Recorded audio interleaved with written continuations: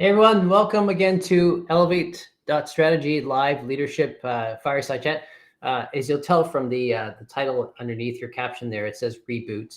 And because I was supposed to have my guest last Friday and I had some technical difficulties. So I'm really thankful to her for being available today as well, so we can still get a chance to listen to her career journey. So happy that you can join us. If you're live today, comment below, but where you're from, love to hear that. If you're not post-production, please do send over a direct message or comments or reach out to our guest today. She's an awesome lady who's very, very welcoming. So if you send her a note afterwards, I'm sure she'll reply. But in any case, wanted to give you a quick update. So last week we talked about this idea of the Great Resignation. Some of you guys wrote back to me and really appreciate that. And the question is really around, is the Great Resignation real or not? Do you know people, or have you thought about resigning before because of COVID or because of the mix of work from home and having to be in the office, etc. And I talked about the fact that I think it's actually the Great Reset, the fact that people are reevaluating this the balance between the dollar sign and value and the purpose and meaning of their life. So, which is actually a great lead into the purpose again of this series. Which is not to focus so much on the technical aspect of the successes, right? All my guests are very successful in their career, but really to learn about their journey and some of the commonalities around, what is it that propelled them to get to where they are today, some of the struggles they went through. So without further ado, because I know you guys have been waiting, please, I'm going to introduce our guest. So I'm going to straight into it. So Leona McCharles is my guest today. And I first met Leona about, I don't know, like 12, 13 years ago when we were at Rogers. And she was actually my boss. So she hired me into her group. And so I had the privilege of working with her and her team. And I've known her since then and seen her career blossom throughout all the different industries. And now she's at RBC, which is the Royal Bank of Canada. So RBC is a Canadian multinational financial services company and the largest bank in Canada by market capitalization. Leona McCharles is the VP of Talent Solutions and Human Resources at RBC. In this role, she leads an Agile team who translates strategic priorities into talent solutions that enable the business and employees to achieve its goals. Leona has experience ranging from technology to strategy to business transformation and has worked in several prestigious organizations within banking, telecommunications, and consulting services in her 20-plus year career. Her journey from a Bachelor of Fine Arts education to now a banking executive, Leona demonstrates that skills and innovation can propel a career across many different pathways. So without further ado, I'm going to welcome Leona. Hi, Leona. Hi, Simeon. How are you? Good. Thank you for joining me for my show and interview. I'm really, really grateful that you were able to make yourself available today and your patience over the weekend. So My thanks so much. pleasure. Well, the technical difficulty allow you to see some fun artwork in my bedroom because I'm working out of my home office today. Okay. So Friday was a bit of a boring office view. So this one is a little bit more scenic and representative of me and my background. Yeah, and I remember that you were when you hired me onto your team that you were known to be a very strong, friendly leader, but very eccentric. I don't know if you know that, but you're quite eccentric in your style and your taste. And we were doing customer experience, right, which is perfect for that role. Yeah.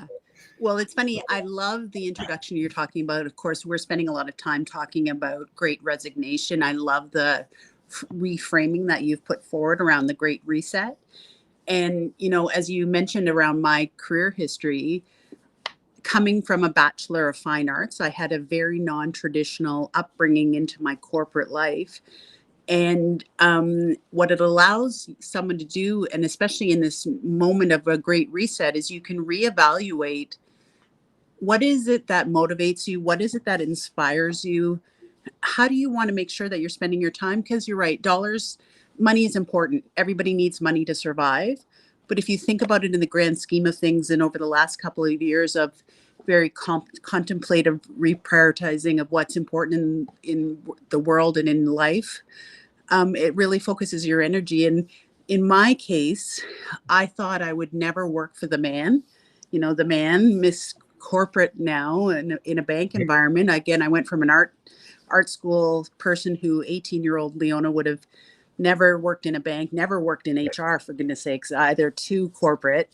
Right. And I'm loving it. And I think I'm an example of somebody who reframes what inspires you, and suddenly it allows you to take a journey that you may not have expected. Hmm. Well, before we go into the story, which will be, I'm sure, very interesting, maybe you can tell the listeners what is it that you do from a day-to-day perspective? What does your role mean? What's your scope of work? It'd be very interesting to hear that. Sure, happy to. So, as you said, I head up a group called Talent Solutions. Um, what that is, we are a global team of individuals who come from very diverse backgrounds. Okay. We operate in a traditional agile format, so we have product teams and scrum teams. We are very much focused on enabling RBC's transformation and transforming how we do HR at the bank. And so a day in the life could be anything from solution development and solution design for a process for technology enablement. It could be transformational change management work. It could Hmm. be organizational design. It could be operating model work. There's a lot of components to it. Basically, we say, how do you break down a strategy and understand people, process, and technology and make it work? And we very much facilitate collaboration across the organization, both within HR, but also making sure we have our business partners at the table for the requirements and for the design.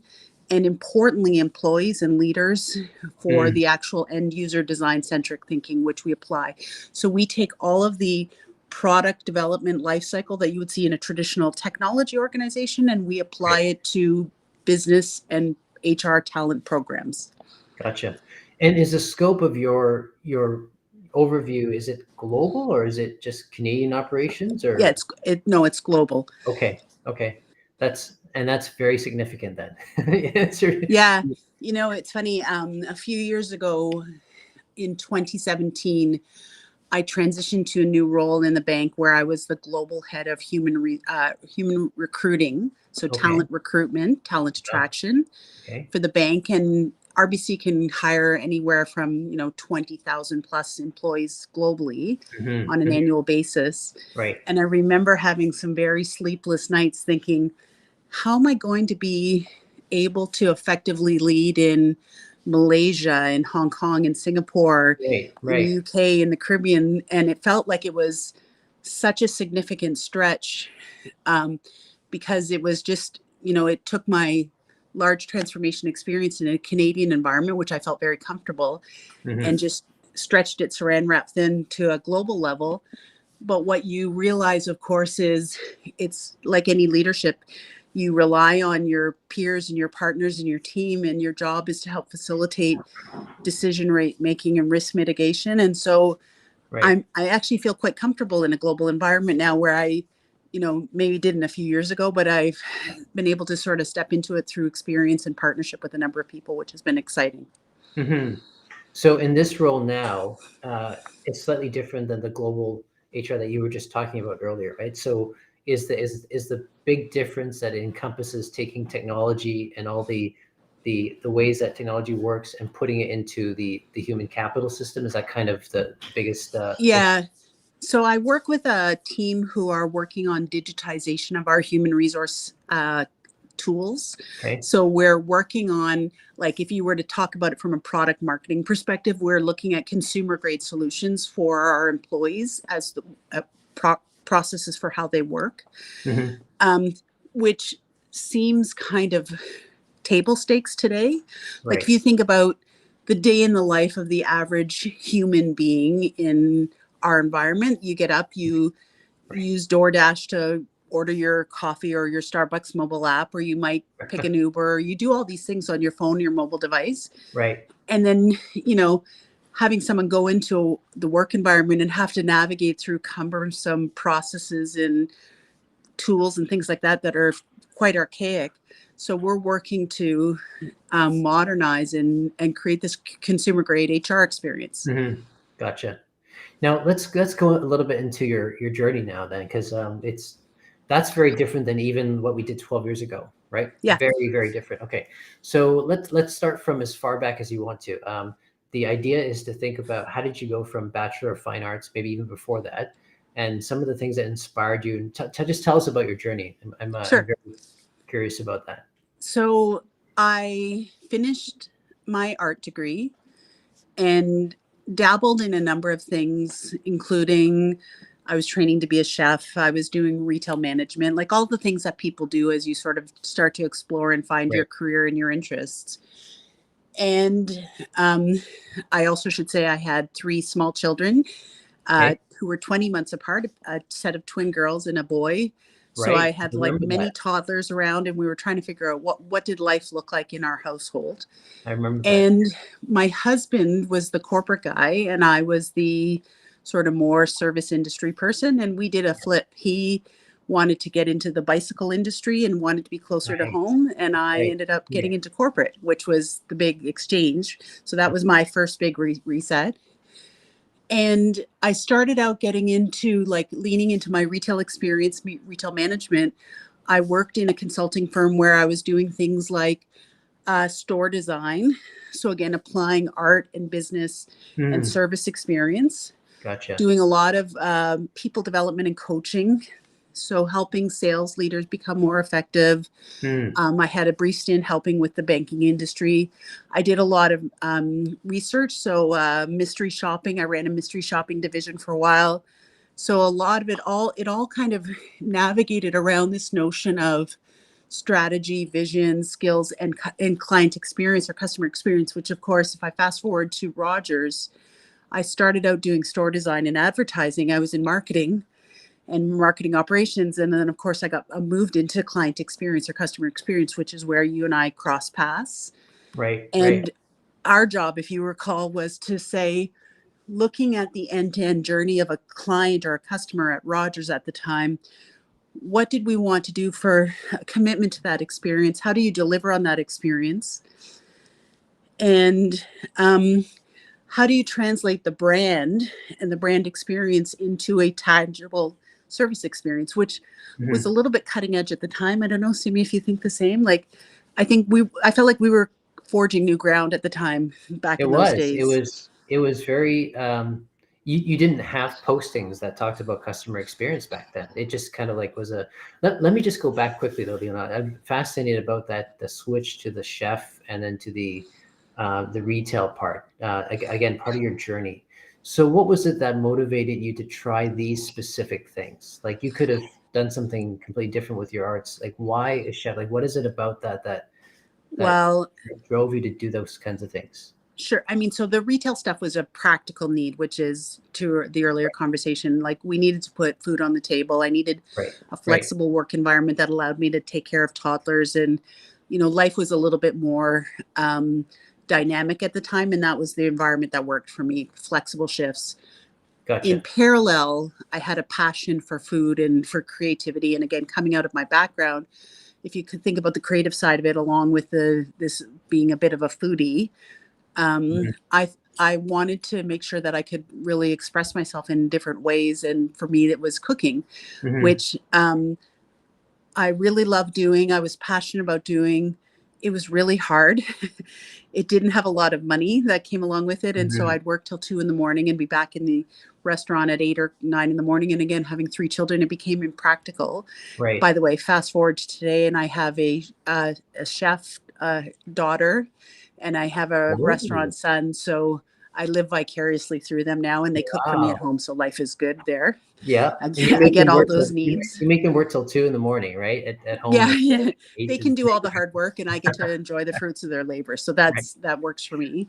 Gotcha. But I was constantly looking at what inspired me. I actually, to do a shameless plug for you, but it was 1999, 1998, 99, and I was working with this wonderful woman who was trying this new thing called corporate coaching, executive coach. And she was learning a new tool to facilitate how to help people understand what their aspirations are. And in her term, and at that time, was really focusing on what's your personal North Star. Mhm, So we mhm. went through, I remember I loved it too, because it was a group of women who sat around her house on a Saturday afternoon, and we all drank wine and we played cards. And the card game had things like, of these cards, which inspires you the most? And mine came out to be things like being on the forefront of change, and solving problems and doing innovation. And Right. we landed on something that my aspirational North Star at the time was I wanted to be creative. Mm-hmm. I wanted to be innovative. I wanted to be on the forefront of change. And I wanted to be able to be in some service to people. Okay. I didn't know what that meant, but I just knew I really cared about that. Right. Right. And then what she encouraged us to do was to draw a bit of a horizon line with our North Star and just start to look at your career over time in steps like Mm-hmm. what are the things that you did that made you happy and inspired Yeah. you Yeah. and helped you get towards the North Star, and what are the derailers or things that made you have the sad face versus the happy face. Right. Right. And I started using that exercise, and by the way, I still do it today. I still have the original one from 1999. Wow. Which I check in, and I realized that I love things. Sorry, go ahead. How has that changed? What does it look like now compared to then? Well, it has evolved, and it's also firmly more rooted in some of the few things. So the forefront of change, innovation, creativity, that has become a little bit less binary and black and white. I originally translated into things like store design, like I said, and concrete design. And now if I really look at what I have been inspired by and motivated by, working with people to solve ambiguous problems, understanding how to make people successful, how to deliver on a strategy. So understanding what are the true objectives and real actions required, and how to have fun with teams. Like I've become a little bit more, I think, well-rounded on the human people side of it, which I was originally explicitly thinking about the hard design, the hard practical technical stuff, and you realize it actually has to become a balance. But I would say 80% of it's the same. I've just honed and shaped it a little bit more crisper for my own vision. Right, gotcha. Do you think that you've lost any part of that, the aspect of, because when you're a chef you create, right, and you may not be at the forefront of delivering, right, because you're not a waiter or whatever it is, and back behind the scenes, that artistic part of you, is there any remnant of what you learned as part of the fine arts part of you that still kind of drives a lot of the decision making that you have today? Yeah, well, it's funny. I always think of you, whenever I think of you, Simeon, I always think of you chuckling at me with my bad analogies and my trying to visually illustrate things for people to be able to understand. Because it's always confusing. Yeah. By the way, I'm still really bad at analogies, but I try incessantly to try and get them right. Right. And notionally, if I look at what I was trying to do as an artist was to understand and how to reflect, for me at the time, popular culture. I was looking at things like impact of technology on humans. So the context of my art school, as one example, was during the war in Iraq, and understanding the impacts of media on narrative and storytelling. And it was the first time you were getting a lot of this like real-time journalism. And I did a lot of work that reflected that. And importantly, it was questioning things like many art students do around trust and information and things like that. But I was also trying to express it in a way that helped translate beauty at times, or trust, or sort of inner aspirations. And now if I think about what I do in my job in talent solutions at the bank, when I'm sitting there talking about consumer grade experiences, for example, we're spending a lot of time talking about things like digital adoption.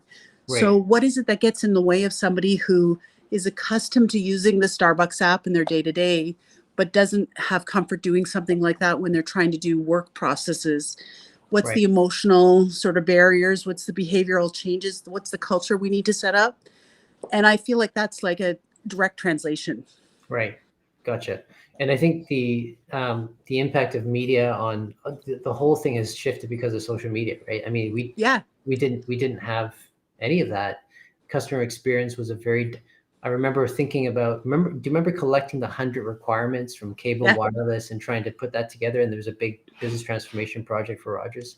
And just having the business part lead technology from an experience perspective was a new way of thinking that a lot of people didn't really understand, right? So, so how do you, in your role today, how do you satisfy that part of yourself, right? Because you still are thinking from that perspective of the mindset you had about sort of the experience and things like that. But a lot of what you do right now is quite, I assume, technical, probably the behind the scenes setting up infrastructure. Like, how do you satisfy that part of yourself in your It day to is, day? but it's not. So again, I am not a technologist, but I understand how to translate information to help technologists understand what people need. And that includes everything from making sure we're really getting clear about opportunity. So I spend a lot of my time working with business leaders to translate for, don't get distracted by this technical clutter. Mm-hmm. Here's the conceptual narrative and strategic narrative that we're focusing on, and what do you need to understand. Mm-hmm. Mm-hmm. And I also spend a lot of time doing change management, which I would say, if you were to sort of ask me what my number one skill set after this 20-year plus career, I think that's that would probably be my thing, Mm-hmm. my special superpower. And if I think about satisfying the need of being creative, it's making sure that I'm really understanding the motivators of what will help people accomplish what we need to do and how we set out to do it, but also to do it in fun ways and creative ways, surprising ways. One thing that I'm very proud of at RBC is I am a founder for something called RBC Amplify. Okay. And RBC Amplify is a technology apprenticeship in our tech and ops group. Okay. It's a summer internship. Students come in and they go into groups of 4 or 5. They are given a business problem, and that business problem could be anything from how do we deal with blockchain in the new world to how do we help employees advance their careers through skills. Like, they're Right. major issues that are tackling every company in the world today. Mm-hmm. And then we point them in the direction and we say, go figure it out. And Right. we are here to coach you, to navigate, to support you. But we're, setting the smartest young minds out there Mm-hmm. Mm-hmm. into this program. We've had hundreds of patents. We have all kinds of inventors who have graduated from the program. We have a number of students who've gone on to great careers at RBC. They've gone on to Google, to all kinds of places. Right. Right. And if I go back to what myself and the other few founders were starting to do, we had a problem at the time, which was banking in our current era is very much a tech company with a bank sign over the door, because it's all digital currency and transactions. Right. Right. And we needed to have young technical people, whether it be a business person who's looking to get into a tech role, to a technologist, to someone like me in a finance. We hire fine arts students a lot for Right. design thinking and other things. But we needed to have them change their perspective about banking being something that they could take seriously as a technology career, and how Right. to make a banking tech environment cool. Mm-hmm. And so we used that as our starting point and came out with all these great programs. And, since inception, I think we've had a couple of thousand RBCers go through the Amplify program. Again, hundreds of Okay. solutions, hundreds of patents. And that was just a bunch of us sitting in the room, kicking around this idea and saying, well, what would we want to do if we could do it? Mm-hmm. And we created that, which I think is really cool. And Oh, again, that's amazing. if I were talking to 18-year-old Leona right now, I would say, like, don't hold yourself back for thinking about too black and white about where your career could go, because you can have fun and satisfaction in a lot of places. Right. So, so when you were, what was the bifurcation point where you said you're going to move from? So going back to your earlier days, then, because a lot of the, I mean, you're just a very creative person, right? Just in general, that's just what you do, is create. Was there an important decision point where, when you were kind of transitioning from retail to, I guess, what was your first corporate role? I guess, was it at Rogers? I was in consulting, Oh, right. doing consulting services, and then I went to Rogers as a a corporation. So, Right. and then I came to RBC after that. Gotcha. So And yeah, 19 years across RBC and Rogers. and at what point did you make that decision to say, you know what, I'm going to give the big man a try? Um, I guess the number one question is why? Why did you have Yeah. something against that? And then number So two is when did you make that? And why did you make that? I had a wise mentor give me two pieces of advice. Advice number one was, get the facts about what the opportunity is, and make sure that you understand what will you learn, how will you be intellectually challenged, how will you Mhm. be rewarded, which includes compensation but other ways as well, including peers and people Right. and leaders and things like that, and make an informed no or yes versus just defaulting on Oh, no. the veneer of the outside of the Right. opportunity. Right. Because titles, by the way, are so misleading. People get Yes. caught up in the title of project manager or program manager or whatever it is. But when you again look deeper and understand all the components of what you can be doing, there's all kinds of skills and experiences Yeah. that might Yeah. give you different types of satisfaction. The second thing was, make sure that you're working with and for good people that you trust, and you can be transparent and really connect with and really grow and develop with. I will say the times in my career where I stumbled and I had hard time making these decisions was when I didn't factor the people side. I was compromising the people for the opportunity. Okay. So in my personal experience, the shiny objects, which sometimes included restaurants, were at personal expense because the environment was so Right. awful. Right. And so when I factored in those two experiences, the her advice to me was, answer these two questions for yourself. And what's the worst thing that happened? Like, what is the worst thing that can happen if you take this career opportunity and it doesn't pan out? Hmm. And my answer is, well, I guess I would have to look for my next job. And that she was like, okay, so if that's the worst that can happen, like it's Right. not life or death, it's not, Hmm. nothing is going to be severe or significant. Right. This is about you growing and learning. So every learning opportunity that you have in your career, whether it works out to be your dream job or not, you've learned something about yourself and have helped advance your career in some way. Hmm. Gotcha. Was there ever anything that you actively rebelled against and said that, I'll never want to do that. I'll never want to learn that because, personally, I don't have any interest, or I don't like it. Right. I don't like it. Was there anything you actively pushed back on? Well, okay, and you will know this is true. So I am while I am detailed oriented, I can remember things. I have this it's another superpower. I remember lots of stuff. I Yes. hate administration. I'm terrible at it. I'm not good at Mhm. processing stuff.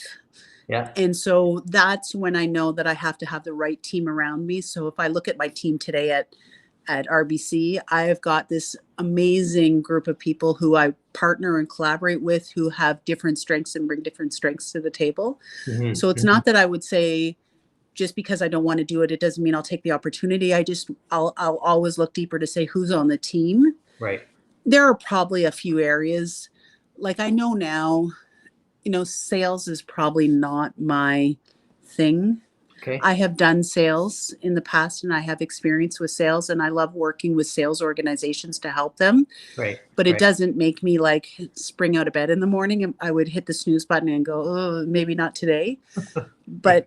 But I do like working alongside those organizations. So it would be the roles probably. Right. Gotcha. And it's funny that you should talk about sales, because a lot of my clients say, "Well, I'm not in sales. I'm not. I've never had a P&L. I've never had to own a product." But really comes to the end of the day, it's whatever role that you're playing, and you are selling ideas, right? Yeah. You're selling a concept that other people may not understand, and then you're selling them based on persuasion, based on what the aspects of positivity are. And a lot of what you were doing, especially coming from the arts background, was selling people on creative ways of thinking of things, right? So Yes. you must Yeah. be. So that's an incredibly fair point. So I will correct my answer. I absolutely love setting a vision, inspiring people, helping them understand, and projecting something and helping them understand how to buy, and trying to lead people to buy into the concepts and activities. Like a commercial sales role, or to your point, something that is more formally in a P&L is probably not my area. I would wholeheartedly agree. People really need to understand. At RBC, we call them foundational skills, which will include things like communication and influence and stakeholder management, which are traditionally very focused on a sales type of role. And we think those are critical no matter what role you're in. In fact, if I go back to my tech experiences, often we will see young talent coming out of schools, for example, who have maybe not spent enough time on understanding those softer, more foundational skills. And we invest heavily into try and help them develop that, because we think if you cannot sell a vision, communicate effectively, inspire people, you will never be successful. So I'm very passionate about that one. Yeah, that's great. Let's switch gears a little bit now, and let's talk a little bit about the deeper onset of struggles on decision, things that you mistakes that you may have made, as far as kind of making a decision that your mentor said to you, what's the worst thing that can happen? Maybe that worst thing did happen, or maybe not. I mean, as comfortable as you are with sharing about, can you share with us like a major decision that you had to make that didn't go as well, and whatever details you want to share about that? Yeah, I will say on a very personal level, and the one that I'll give you the full journey, so that way it started challenging and difficult, but it ultimately helped me again learn. But I took a role in an organization at one point that I felt like my values were being compromised, my personal values, and never doing anything illegal, never doing anything inappropriate, of course, but just from a cultural perspective and my personal belief. And I thought it was just that it was something that I'm not sure if it wasn't that it wasn't important, but I didn't trust in myself enough to make it more of a priority. And I had a period of time where I felt like I was a friend of mine called me, like almost like an emotionally abused person, because I was coming home and constantly feeling self-doubt and feeling not valued, and my opinion, I was questioning myself all the time and everything. And by the way, learning, you can question yourself to learn a lot and making sure that you're understanding, but I felt like it was just, it didn't feel good. And I remember walking in the door one Christmas vacation. Sorry. No worries. Just knocked you can see all your painting in the background. I just knocked. Can you see me still, Simeon? Yep, you're perfectly fine. Okay, sorry. This is the pleasure of working at home. I just knocked a glass of water over in my computer. Do you need to take a break? No, I'm good. Now I'm good. Okay. As long as you can see me. Yeah, we caught a glimpse of zoom out a bit. Caught a glimpse of your other art there, so you're good. So compromise your personal value. Yeah, and my husband said to me, I don't even know who you are. Like, you're this confident individual who doesn't let people push you around, and what's happening to you? And I remember thinking, oh, he's totally right. Like, I don't know what's happening to me. And I came back and said, okay, I'm making some decisions, and I changed my career at that moment. And I remember it being like the most empowering thing to do, but it took me a while to get there. And I think everybody goes through something like that at some point, but you have to go through that period of self-discovery and evaluation.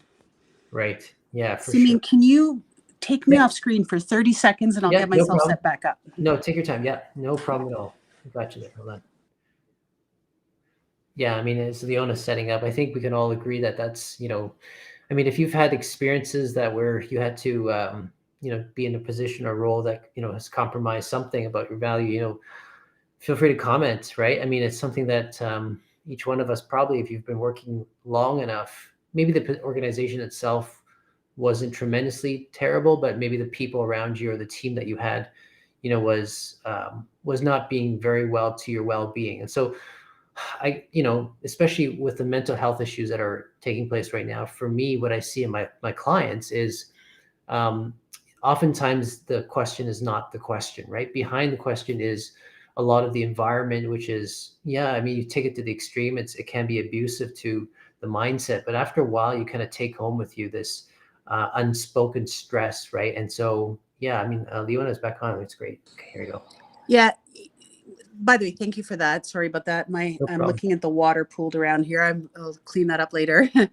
But what a great connection point, I mean, because mental health today, given not only COVID, but sort of what people are going through, and thankfully we're all having a more open dialogue, is just critical for every organization's success right now. And at that time, I don't think we were having an active conversation about it.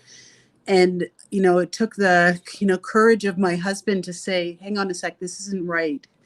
Right. You need to stand up for what you believe in. And again, it wasn't that anyone was doing unethical activities. It just wasn't working for me. It wasn't right for me. And I was getting caught up in the moment with that. So today, as you think about mental health, and actually World Mental Health Day was very recently, we're making sure that we're opening up conversations as leaders. Myself and my team spent a lot of time making sure we're trying to understand the needs and both mental health and work-life. What did you call it? Not work-life balance, but the Great Reset. Yeah, I mean, the Great Reset for all of our employees and our colleagues, but also understand that their family members are going through that, their children are going through things, and making sure that we're really being as encompassing as possible with support. Yeah, no, for sure. And so at this organization that really impacted your value system and all that, and your husband noticed this, I guess number one is, how did you get through that? And number two is, when did you decide to leave? Like, what made you decide to say, enough is enough, and it's the last straw? So at the beginning, I was quiet and I didn't talk about it a lot, and I was letting it all sort of eat at me inside. And then, again, that pivotal moment where I had a couple of weeks home with my family and, had some candid conversations with my husband. So again, finding someone who you love and you trust to have like a meaningful conversation.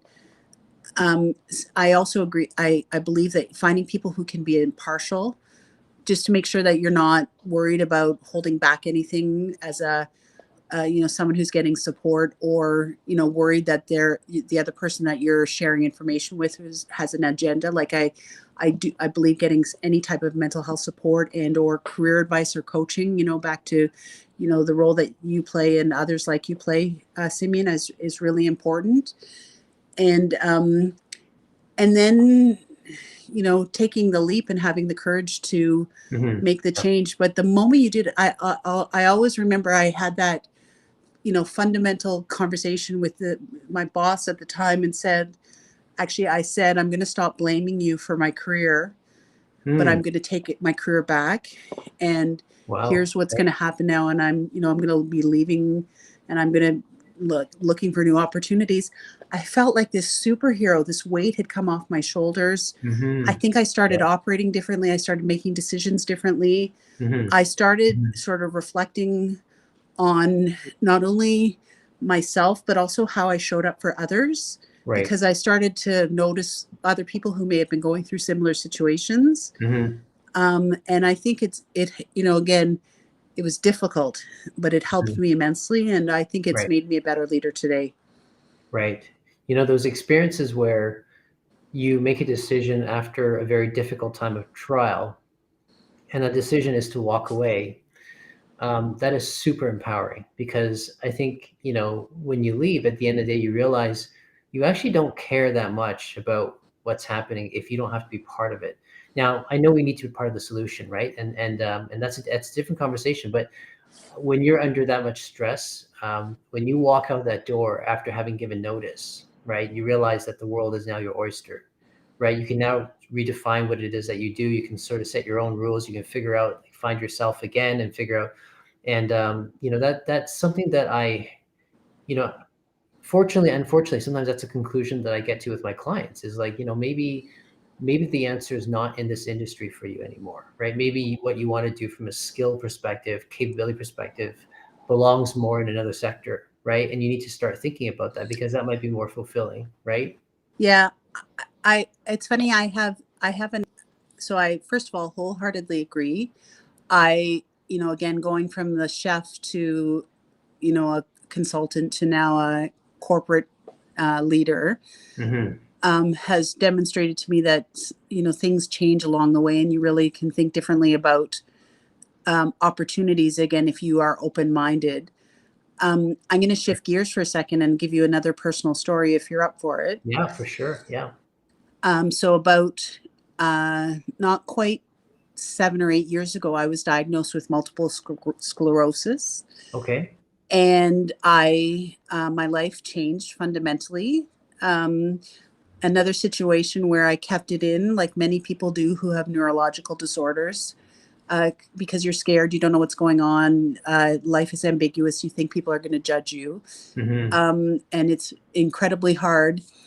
And I, you know, thought I was going to have to throw in the towel on my career and give up because I didn't think an organization would want to put trust and support into somebody who was going to potentially have struggles working, especially at the leadership level and the executive level.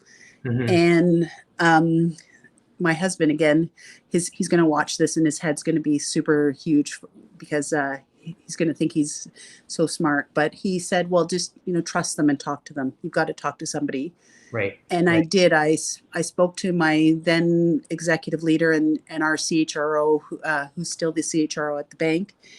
And I shared my story and they responded with love and support. Mm. And my career has advanced since I've declared, my story about my disease. Right. They continue to put trust in me. They let me be in the driver's seat around when I need support and when I don't. And because I've opened up in the organization, other employees have opened up about their own personal stories, whether it be similarly MS or whatever it is that they've had. Right. And what I realized is, so sometimes you have to take control and again, make the tough choice and feel the liberation that goes along with it. Right. Sometimes you actually have to trust because people are good and can be really good. And maybe you're putting the barriers on yourself. Mm-hmm. So I can imagine you probably have a number of situations where you've helped your clients realize that sometimes what's holding them back is themselves, and they've got to think about what is that right choice to make. Right.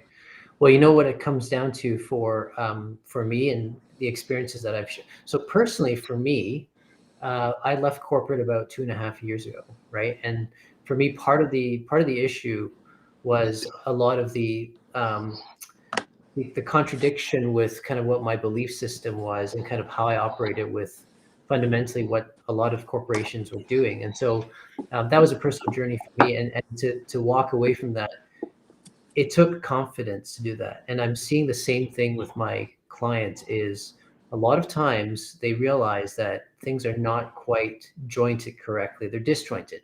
And so it's not so much about finding the right direction sometimes as it is about knowing it, but then having the confidence to make that decision.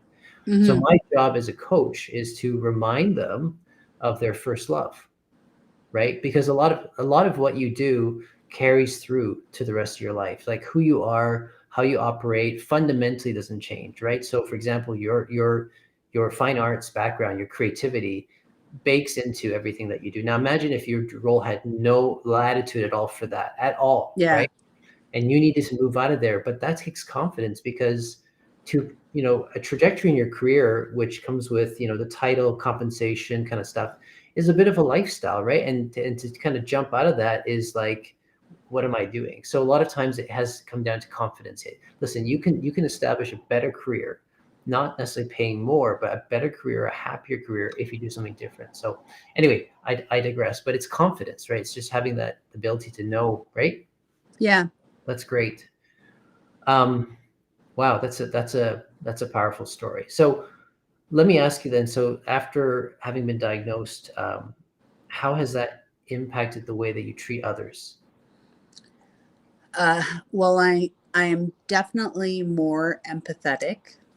Um, it's just like anything, you appreciate other people have challenges, and then you experience something directly, and then I think you really understand that life can be more complicated than the facade or sort of what you see on the outside. Right, right, One of the challenges that I personally have with my physical abilities is I've lost a lot of use of my hands. I can physically type, but it's super slow.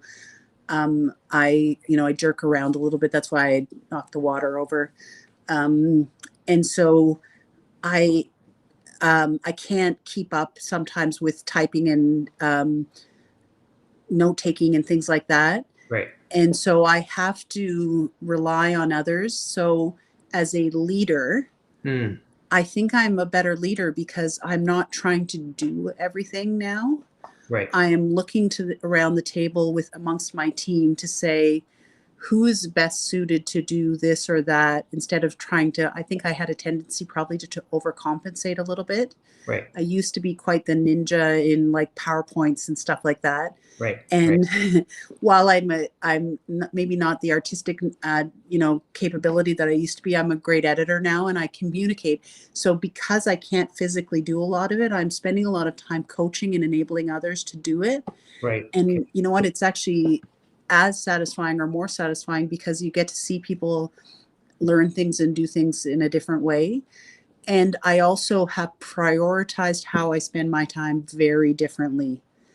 And you hear this a lot, and I remember hearing other people say this and not believing it, but I think I am very grateful to have it, having gone through what I've gone through, because I feel like, again, I'm a better leader. I am more satisfied in certain areas, and I spend my time differently, which I wouldn't have before. When you tag onto it, like COVID and what we all went through about, you know, Yes. nesting and sitting in with your loved ones, or figuring out how to be connected with whoever it is that you connect with. Hmm. I've kind of experienced that as well. So in a slightly different way, and it just allows me to think differently about how I work and how I operate. Right. I can't help but to think that, what you've been through and the role that you play now in human resources is sort of serendipitous, right? Because it's so easy when it comes to resources, talent, people, to really start to transactionalize them, right? That you're just sort of like another name on a page, right? And a lot of times when I'm writing a resume for an executive, I'm trying to bring that person to life because Yeah. it's so easy just to kind of compare skills and capabilities, but forget that they bring a lot more richness to the environment where you're fundamentally, because my acronym for my framework is SPIN. So skills are important, but passion is also important, and impact, like where it is that you have the most Yeah. impact. You need to really think about that. And so as the recipient side of like hiring someone, it's also figuring out this person, how can they impact our organization in ways that are beyond the bottom line, right? So Hmm.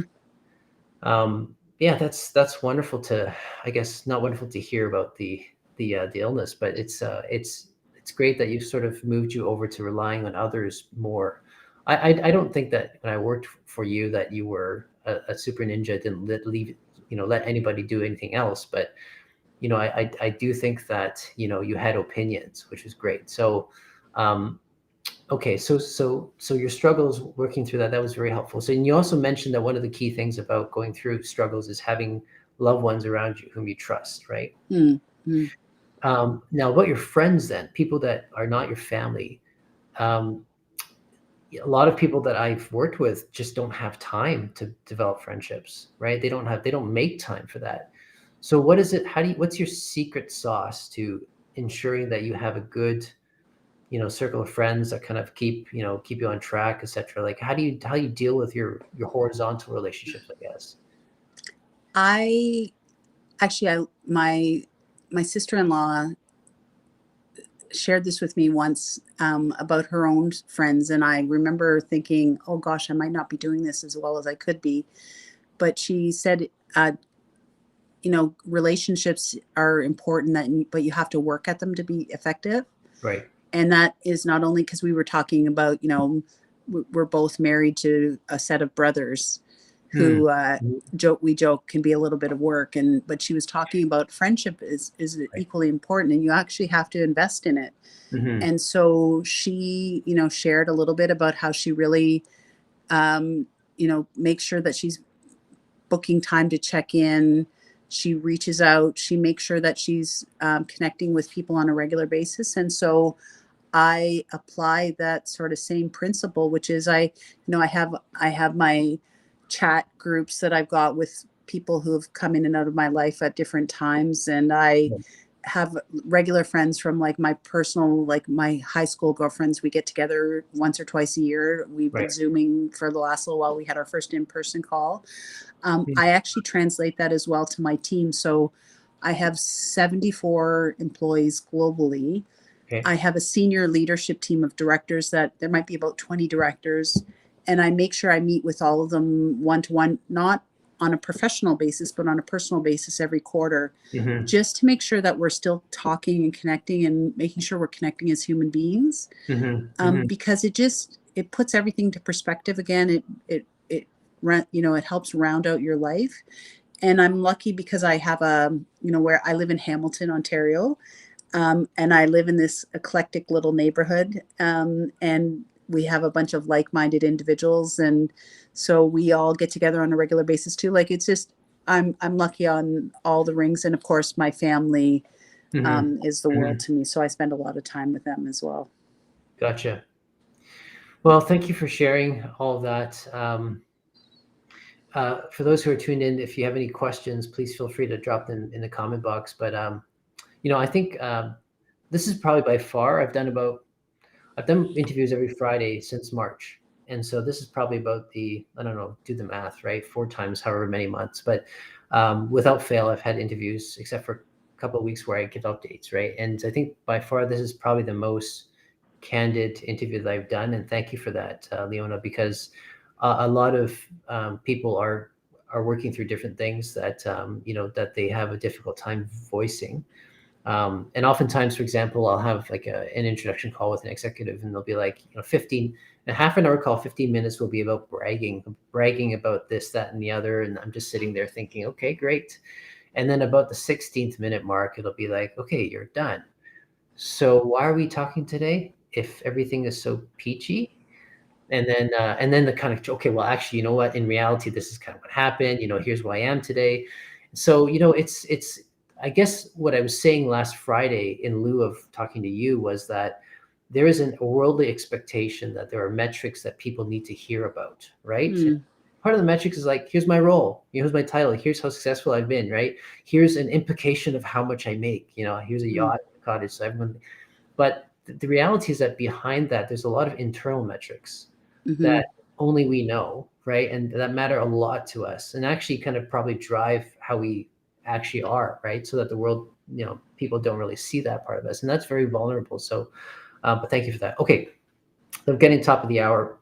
I'm going to wrap up here. Oh, hold on a second. We have one comment. Yeah, I think we've got maybe 2 or 3 minutes.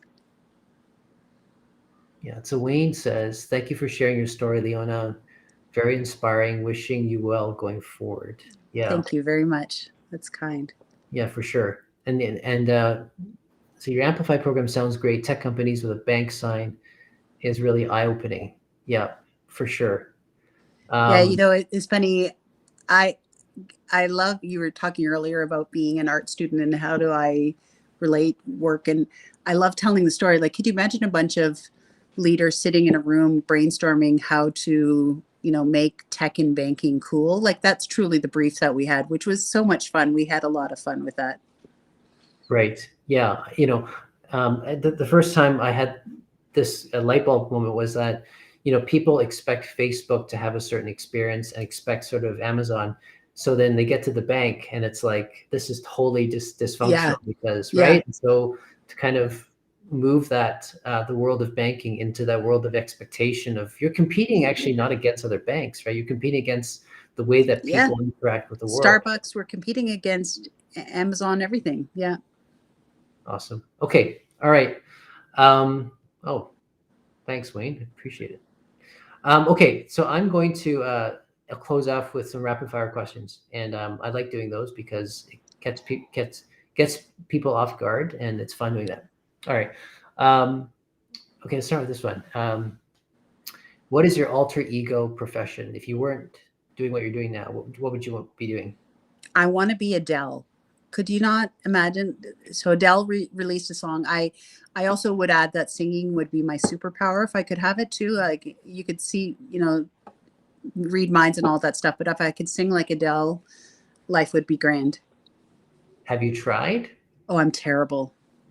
And I know everybody says, oh, everyone can sing. The question is, can you sing well? And yeah. I wasn't going to say that to you. I know some people sing poorly, but sure, if it makes you okay. I think Adele, very specific too, by the way. What is one word that you love? I think the word that I love the most right now is compassion. Okay.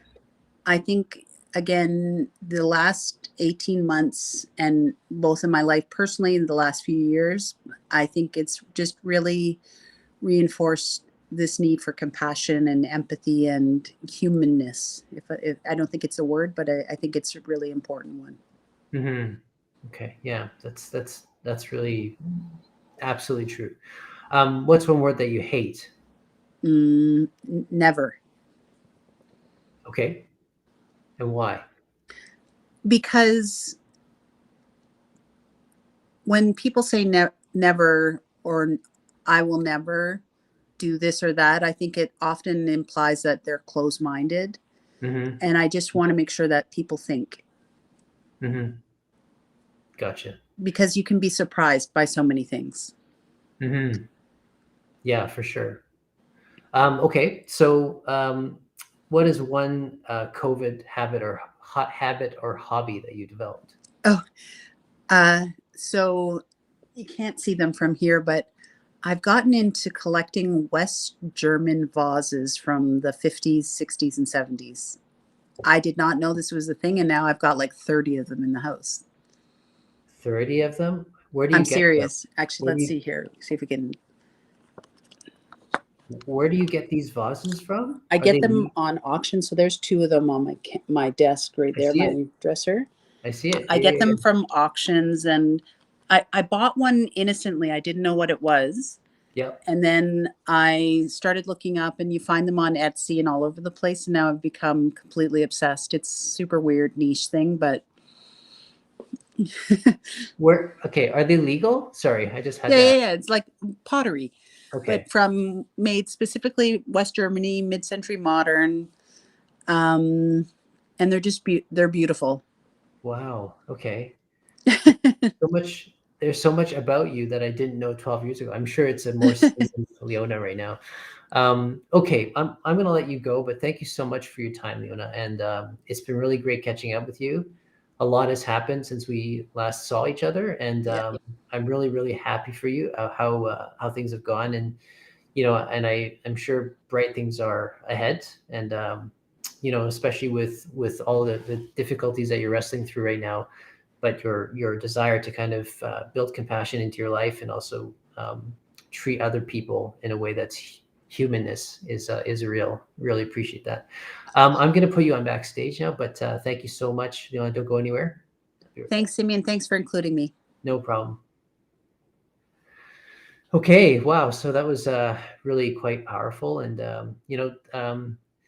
that interview is one of the reasons why I started this series, because I want you, wherever you are right now in your career journey, to stop and think for a second about how you might have related to Leona's story, or maybe in your own personal life, some things that you need to take care of, right? Whether it's yourself, whether it's your relationships, whether it's your maybe personality that needs a little bit of work on. But I think the like I said, the Great Reset has to do with, there's never going to be work-life balance when the dollar sign is there. That's reality. You can't sit in your office and try to drum up work-life balance. I'm sorry, I've worked for 8 or 9 organizations and they've all said the same thing.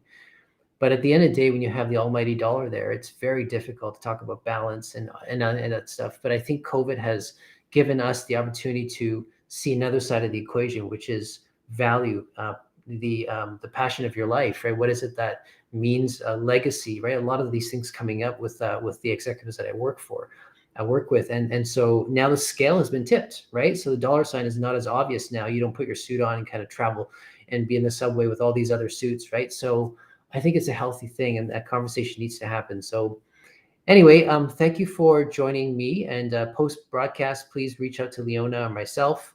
Would love to hear from you. This Friday is, wow, there's a lot of notes for you, Leona. Okay. This Friday we have another guest. And so this Friday is going to be different because it's the first time I have someone from education. So you'll see, it's exciting Friday. So join me Friday again. And until then, have a good week, guys, and I'll talk to you soon.